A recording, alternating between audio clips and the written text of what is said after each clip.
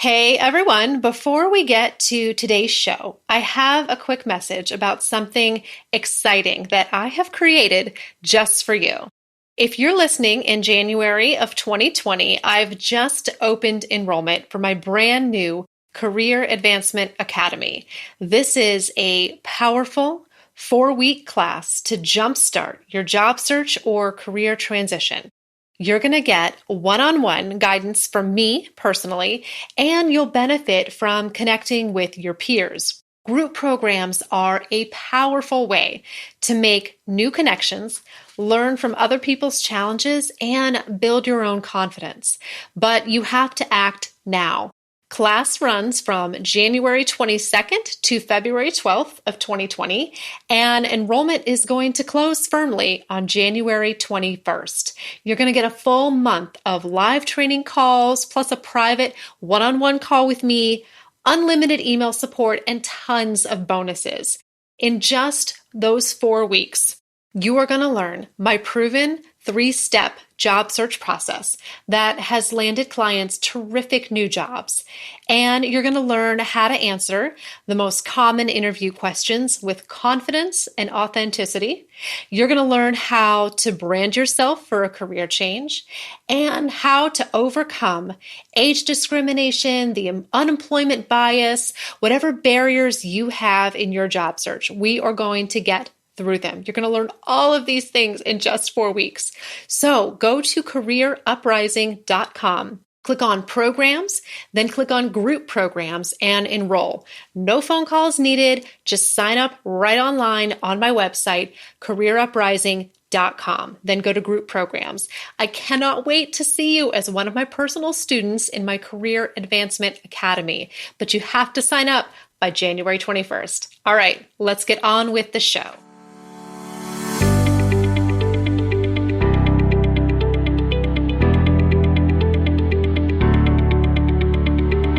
Welcome to Career Uprising. I'm your host and professional career coach, Lorraine Rise. Join me as I guide you through an amazing journey of self-discovery and empowerment. If you are looking for work, changing careers, or stuck in a toxic job, then this is the show for you. I offer both practical and spiritual guidance to help you up-level and advance your career. Let's start the uprising.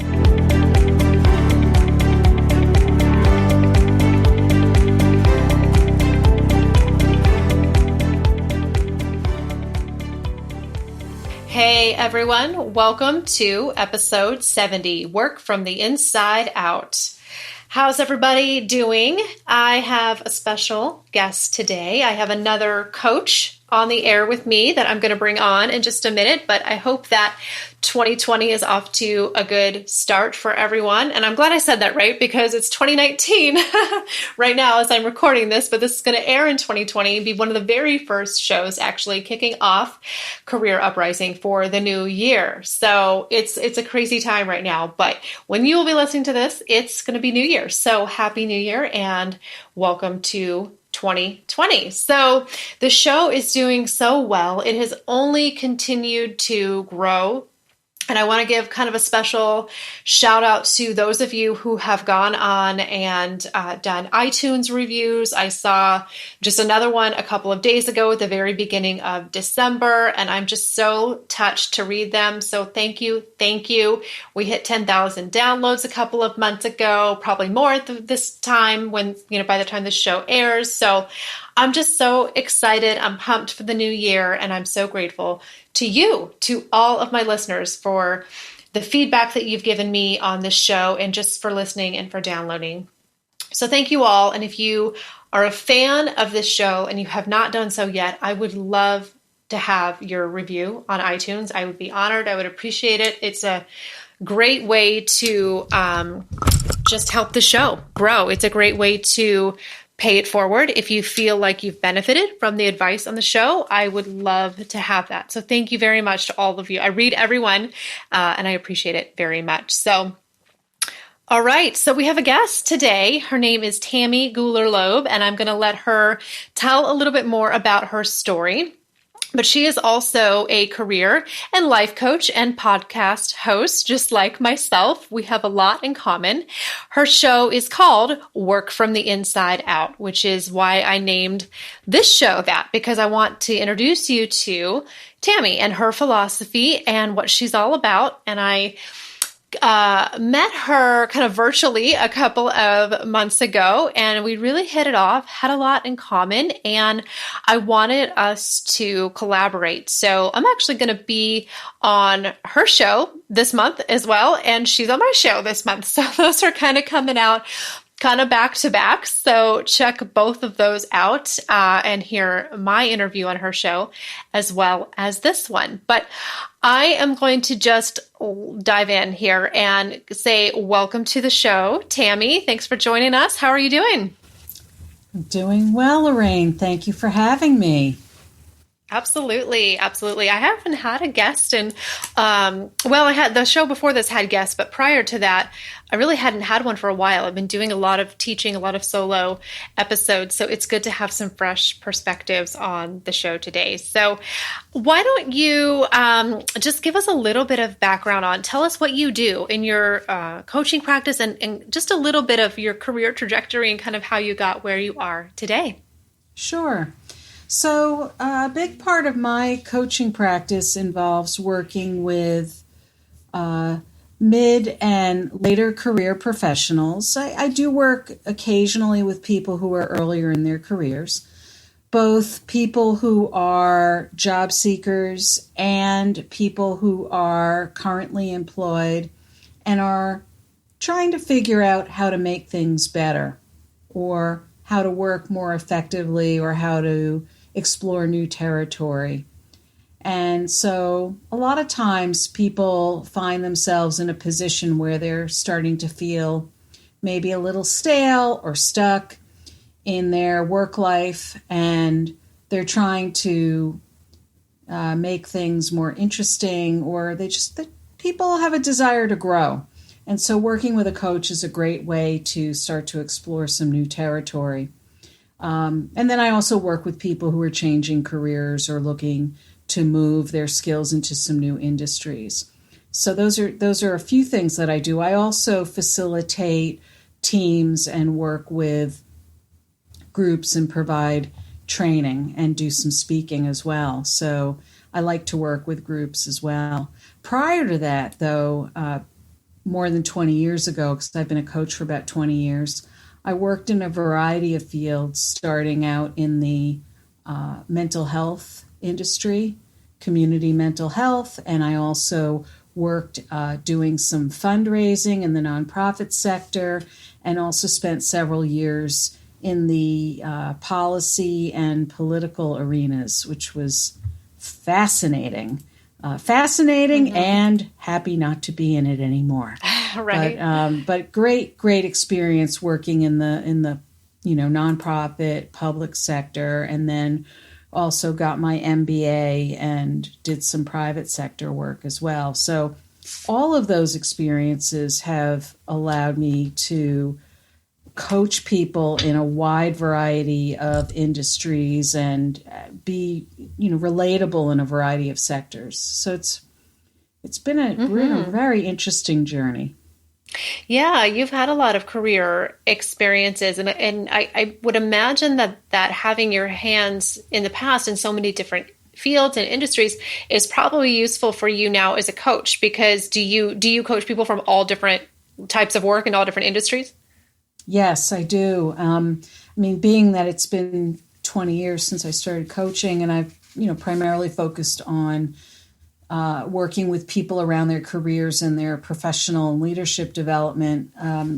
I've had the opportunity to work with people in, I wouldn't say every industry, but a very, very wide variety of industries. And I found that, with coaching, I think it's more about being able to ask people the right kinds of questions and having them share with me what they know about their own fields, because it's not so much about me knowing all the details of their industries and how their industries work. They're able to tell me what that information entails. And then I'm able to help understand their motivations and what's working well for them or what's not working well for them. And we're able to then kind of unpack the picture and look at, how to make some adjustments. And now that it's been so many years, I really do have quite a bit of knowledge of a variety of industries and trends across the board. So I'm able to dive in deeper with people pretty quickly. Mm-hmm. And I think it's interesting that you said you had done some work within mental health in your background, because I feel like that's very much a part of what we do. As coaches, it becomes that, because career coaching really is life coaching. I mean, it's an aspect of your life, and it deals a lot with your mindset, self-confidence. It's a lot of those issues that are really mental health I think are very much a part of this. So I think that's an interesting connection. And one more thing that is relevant, and maybe from your past, that you're kind of using today. And I feel that a lot of times the work that we do, everything that we're doing now is always setting us up for the future, even if we don't realize it, right? It's paving the way. So all the experiences I would imagine that you had in the past really positioned you well to be a coach now, even though that may have seemed unrelated at the time. Do you know what I mean? I feel that way about my work history a lot. Absolutely. Oh, yes. Your background too. Sure.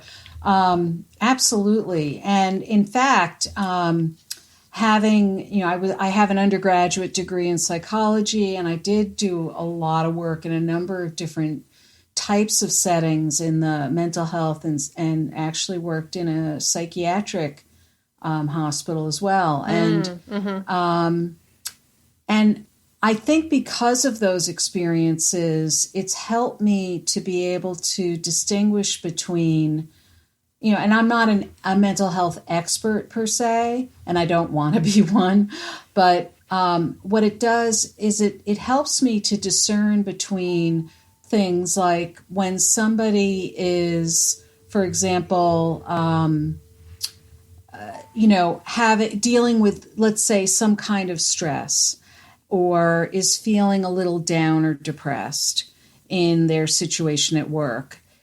I can distinguish between whether they're coping well or whether they're falling into more of a clinical kind of situation. So I've had clients, for example, who I can tell that it's really important that they get additional mental health help.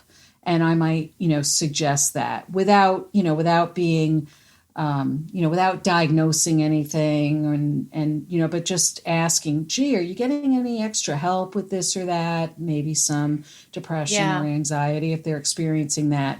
And there are parts of coaching that often look like things like cognitive behavioral therapy.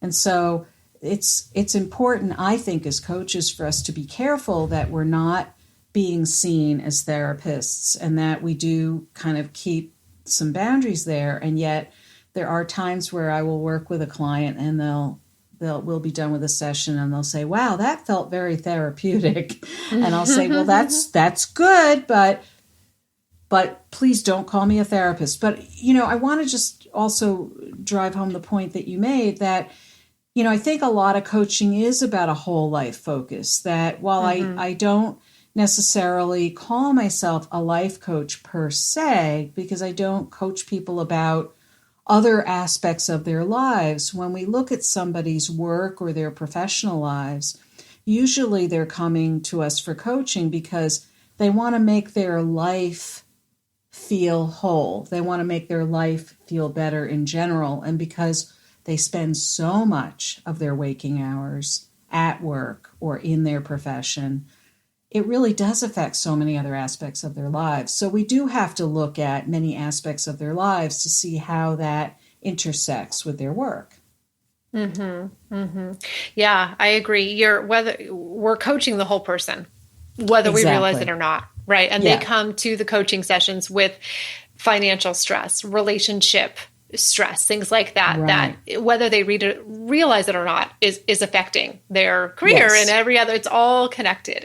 Absolutely. Absolutely. So what would you say, Tammy, are some of maybe the top one or two challenges that you are seeing right now with clients? What are people going through right now? What are they struggling with? And how do you kind of help them overcome that? If you had to maybe pick one or two top challenges.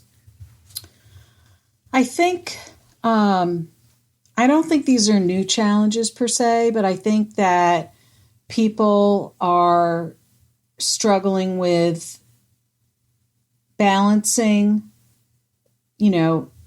life and work. And I say balancing, although I don't really believe in life-work balance per se. That's just my personal opinion. Mm-hmm. I think it's more, how do you find the right blend, and how do you negotiate or navigate that with an employer if you are indeed working for an employer. Those of us who are self-employed, we're always navigating that as well. But I find that when people are, let's say, in the process of either changing jobs or trying to decide how to navigate an employment situation, I find that the things that they struggle with more often than not are all the things around their life around work, like their commute, or how they're going to get time off, or how they're going to manage family life, and it's funny, almost all the things that have nothing to do with all the education and the skills they've built to get to the job. They're just trying to figure out how to fit it all together. So that's one area. And I think a lot of people are looking for work situations that allow them enough flexibility so that they can just manage their lives. And, I wonder also if some of that relates more to what goes on here in the U.S., more so maybe than in other countries, because I think that we do work pretty crazy schedules here in the U.S., perhaps more than in other countries. So I see people struggling with that quite a bit. I think the other thing that is bubbling up more and more often is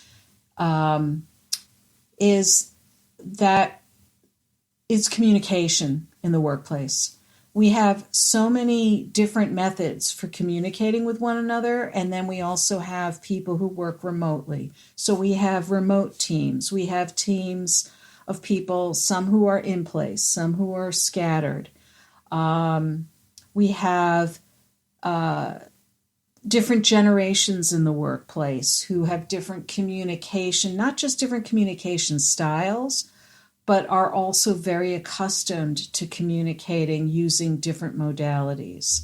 Mm-hmm. And so there's a lot of room, I think, for miscommunication and misunderstanding. So I think that there's a lot of areas where people miss each other in the process of getting the work done.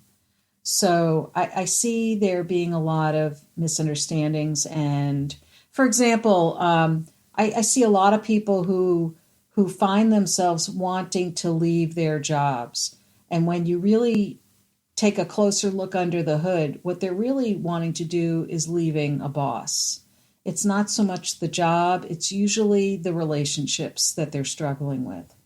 So I do think that workplace relationships are key and need a lot of attention. And I think if we were to boil it down, we'd have to look at how communication occurs and how people share information and how people communicate and work together.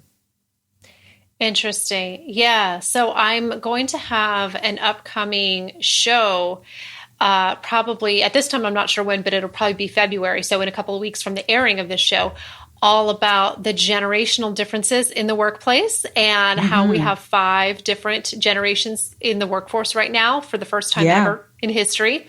And I think it's fascinating. And I've been doing some research on this. So it's interesting that I think that you're touching on that a little bit, whether or not it's generational or not. I think that the different generations do bring another element of that communication and understanding of each other, and what you're kind of talking about, that there is a lot of diversity out there. And the workplace is changing, right? Because you were talking about remote working, flexibility, work-life balance. I think we're all trying to figure out how to make that work for ourselves right now, because the way we worked a couple of years ago, 10 years ago, it's really different from the way that we're working now.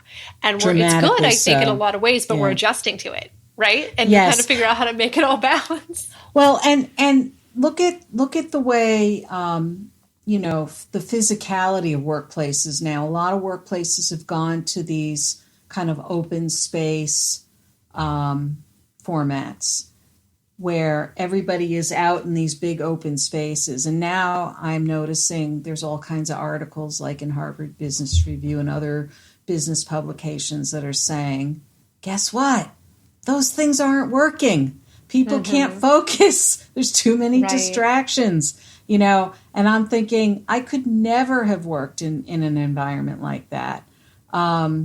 So, I wondered about that when I sort of started to see those popping up, even in these environments where there were even cubicles, where you can still have a lot of, auditory interference between cubicles, and now it's completely open. So there's just a lot of things that have come into workplaces that I think we're going to continue to see more changes.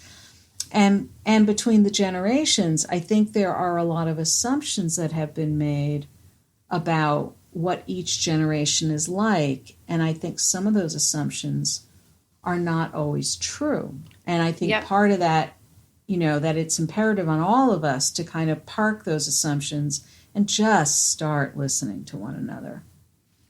Yes, absolutely. Absolutely. So that's a big topic right now. Very timely, I think. It is definitely. So I want to ask you about your show. You titled it Work from the Inside Out. And I love that phrase. And I will say that that's one thing that drew me to you when I was looking for people to collaborate, bring on my show. I loved the name of your show. And so, but I want to know, what does that phrase mean to you? How did you arrive at that name for your show? And what does it mean to you to work from the inside out? Well, thank you. I'm so glad that you were drawn to it. I was. So, as I was too. I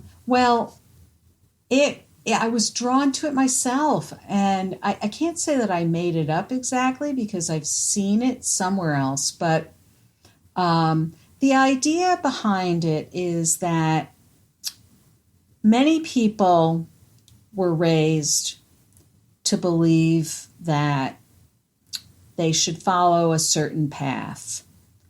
Whether, for example, when we were growing up, a lot of people told my brother, oh, you're really good at science and math, you should become a doctor. So there were a lot of members of the family, well-intentioned, who were kind of grooming him to think about going to medical school.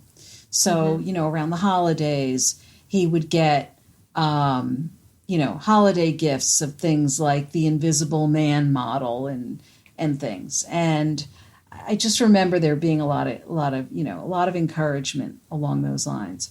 And a lot of kids are told, you're good at this, you should be thus and such. And you talk to a lot of people who listen to those, wise words from well-intentioned adults and people who are supportive and encouraging. And that's all the inputs from the outside. That's work from the outside going in. And so many people would listen to all that advice and, teachers who were encouraging, oh, you should go into this, you should go into that. And how many of those people then grow up and they become that doctor or they become that accountant because someone told them they were good at math or they were good in certain ways, they became engineers or whatever.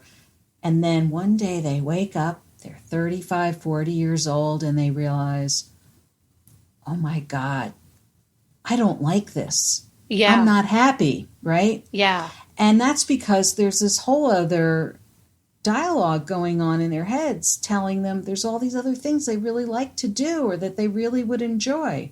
But they were listening more so to all the well-intentioned advice they got all those years. Now, I'm putting this in very simplistic terms, but this is a scenario that many people have followed.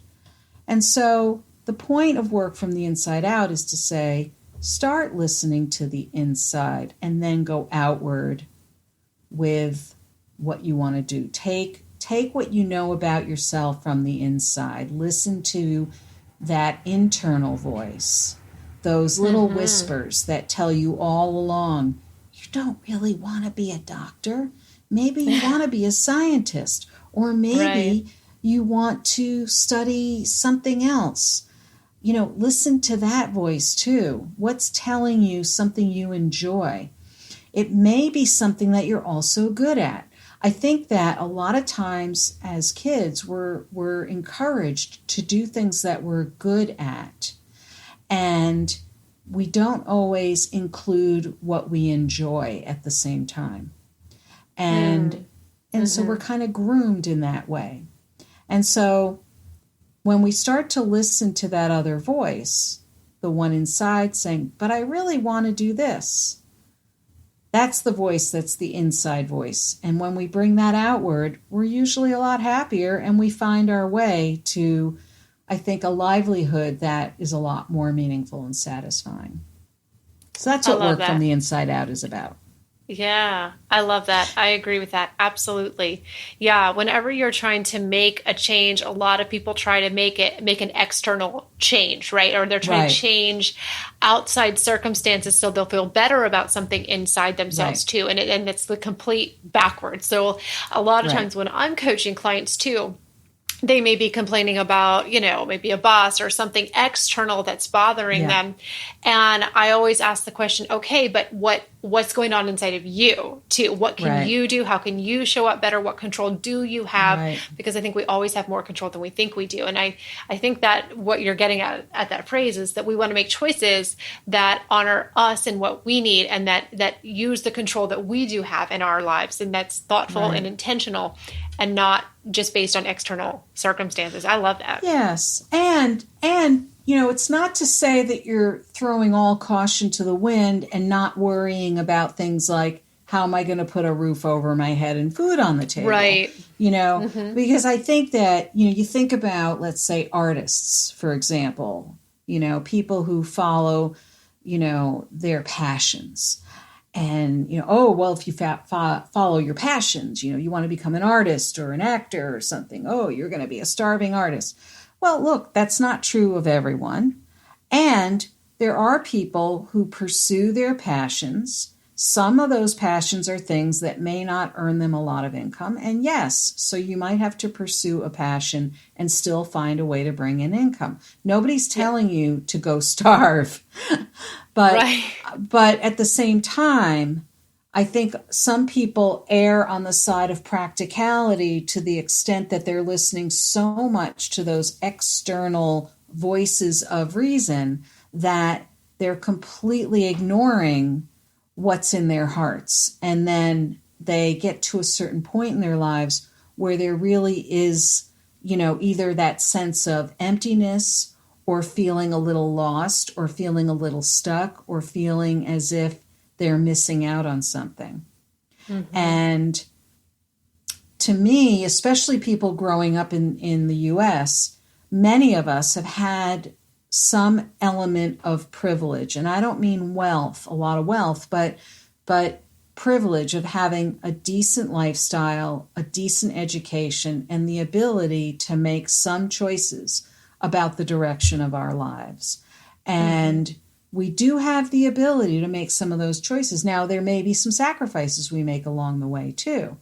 But if we can really just sort of stay alert to what is in your heart, what do you really want for yourself, and how can you make all those things happen, then you're working from the inside out.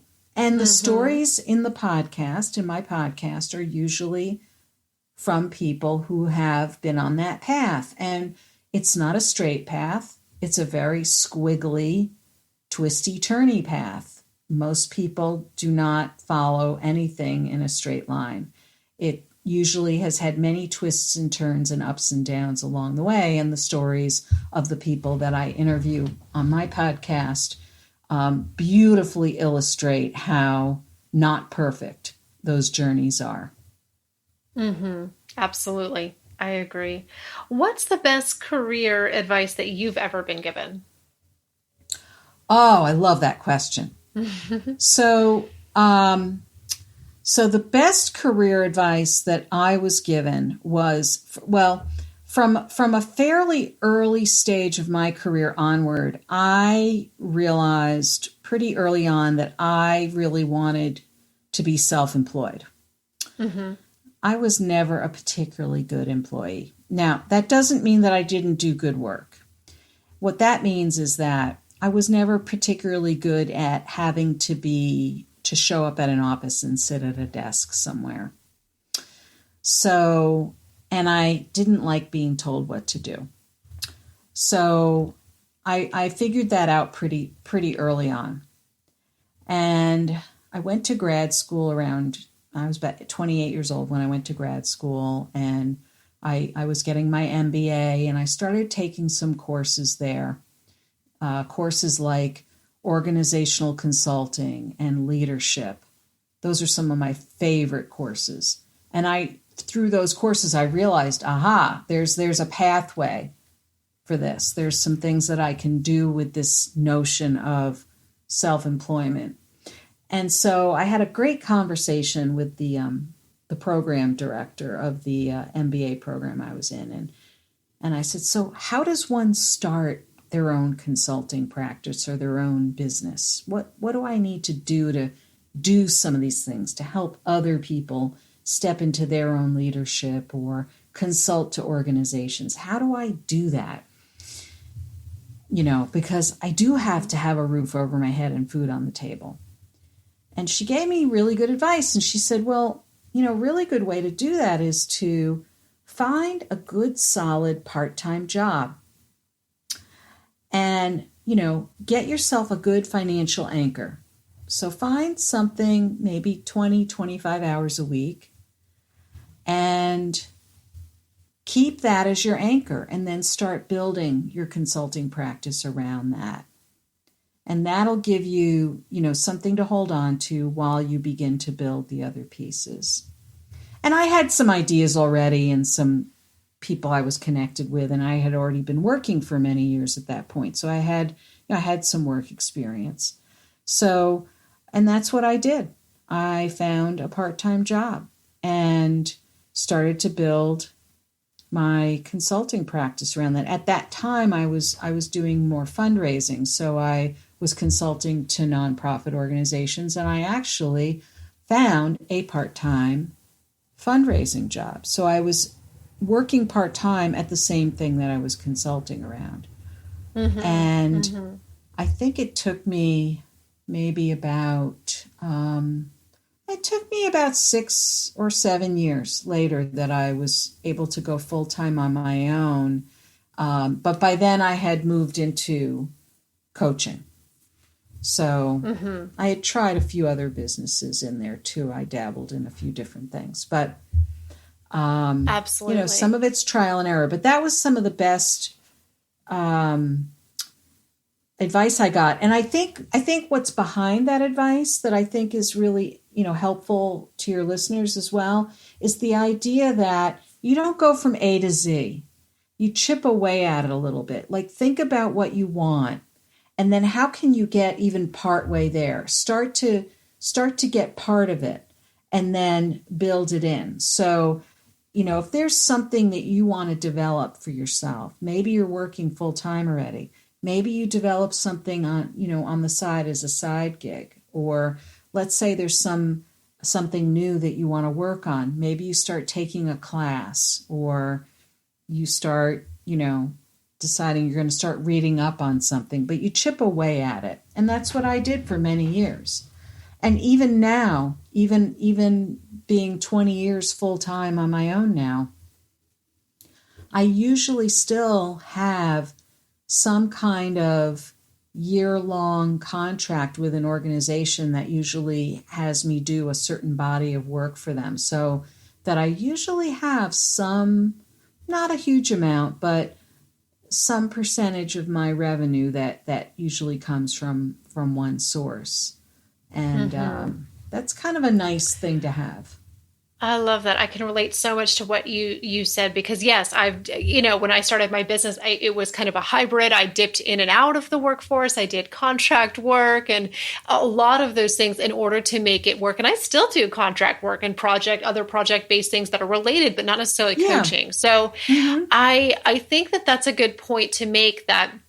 There's a lot of people out there who maybe want to quit their job and start a business or do something more flexible and feel like it's all or nothing. I got to go all in and totally quit and totally make this other thing work out right away, right out of the gate. And you don't. You can ease into it. You can make it a part-time, a full-time, and even a part-time in the evening or whatever you need. You can make it a hybrid and make it be flexible until you can figure out something else. And I certainly did that as well. And the first time I launched my business, I had to go back in the workforce in a couple of months because I wasn't making it. And then I realized that a combination of a traditional job and my coaching was what I needed initially until I could get it built up all the way. So I had to do that. And that was the right thing. It wasn't conceding. I think a lot of people need to expand their view of what success looks like and how you can make something happen, that it's not, just totally quit your full-time income and go all in. You don't have to do that.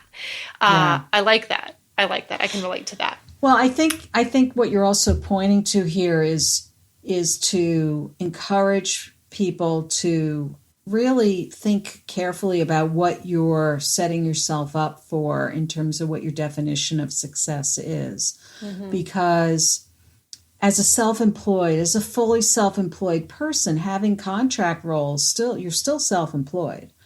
And even as a self-employed person, you still have clients that are hiring you. So you have people you have to answer to.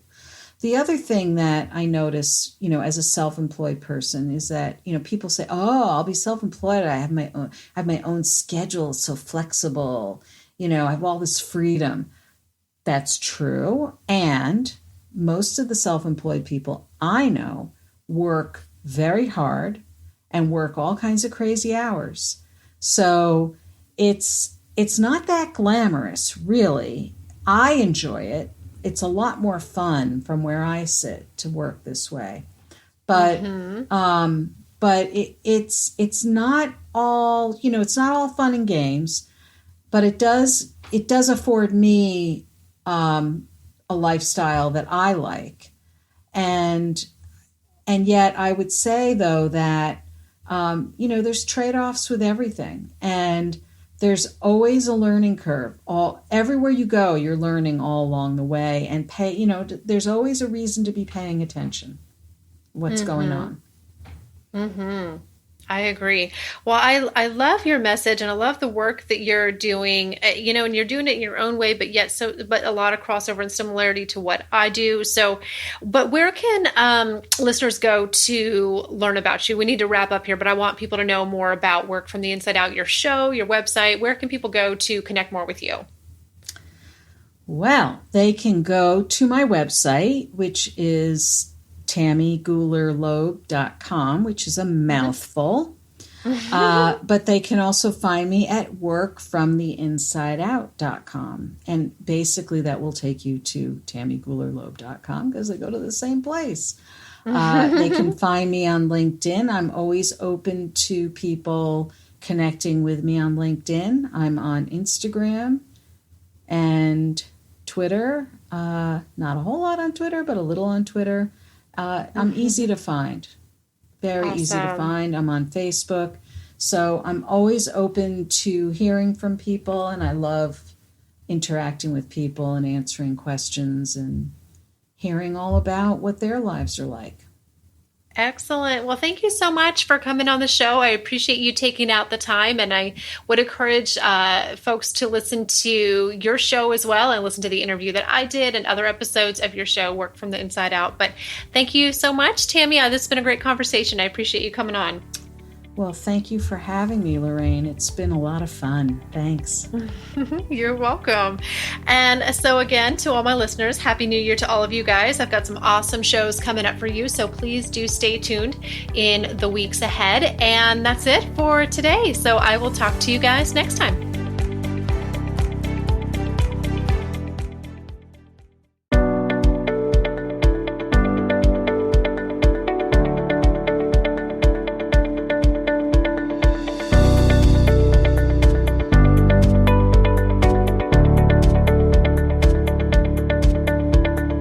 That's it for today's show. Thank you so much for listening. If you like what you heard today, please consider giving the show a positive review on iTunes. It would mean a lot to me, and it would help to spread the word so that others can learn about the show. Thanks again for tuning in, and I can't wait to connect with you again next time on Career Uprising. This show was brought to you by InflowRadio.com, the best curated talk radio network for personal development, wellness, spirituality, and conscious business.